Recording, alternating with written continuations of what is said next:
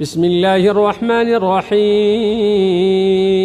كان الناس أمة واحدة فبعث الله النبيين مبشرين ومنذرين وأنزل معهم الكتاب بالحق ليحكم بين الناس فيما اختلفوا فيه وما اختلف فيه إلا الذين أوتوه من بعد ما جاءتهم البينات بغيا بينهم فهدى الله الذين آمنوا لما اختلفوا فيه من الحق بإذنه والله يهدي من يشاء إلى صراط مستقيم.